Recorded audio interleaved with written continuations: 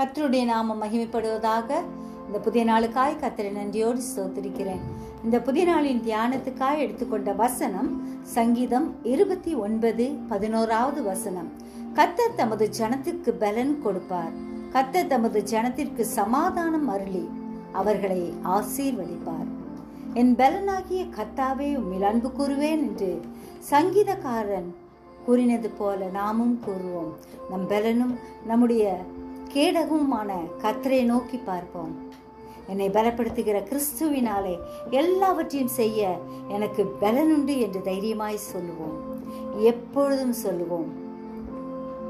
காண்டாமிருகத்துக்கு ஒத்த பலத்தை நமக்கு கொடுக்கிற ஆண்டவர் நம்மோடு கூடவே இருக்கிறார். நம்முடைய ஆத்துமாவிலே பலன் தருகிறவரை நோக்கி பார்ப்போம். கர்த்தருக்கு காத்திருக்கிறவர்களோ புது பலன் அடைந்து கழுகுகளைப் போல செட்டைகளை அடித்து எழும்புவார்கள் என்று நம் ஏசாயா தீர்க்கதரிசியின் புஸ்தகம் 40வது அதிகாரம் 31வது வசனத்தில் வாசிப்பது போல புது பலனை பெற்றுக்கொண்டு முன்னேறுவோம். கர்த்தர் நம்மை ஆசீர்வதிப்பார். ஜெபிப்போமா. ஜீவிகதான் நல்ல இயேசுவே, இந்த அருமையான நாளுக்காய் நன்றியோடு ஸ்தோத்திரிக்கிறோம் ஐயா.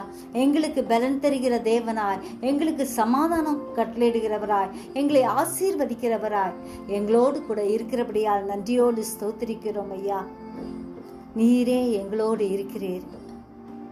எங்களுடைய ஆத்துமாவுக்கு என்றும் பலன் தருகிற ஆண்டவராய் இருக்கிறபடியால் நன்றியோடு ஸ்தோத்திரிக்கிறோம். எப்பொழுதும் நாங்கள் உமக்கு காத்திருக்கிறவர்களாய் அந்த புது பலனை பற்றிக்கொண்டு நாங்கள் முன்னேற அனுக்கிரகம் செய்யும். சிறியோர் முதல் பெரியோர் வரை ஒவ்வொருவரையும் ஆசீர்வதிங்க, பாதுகாத்துக்குங்க. எங்களை பூரணமாய் உம்முடைய கருத்துல ஒப்பு கொடுக்கிறோம் ஐயா.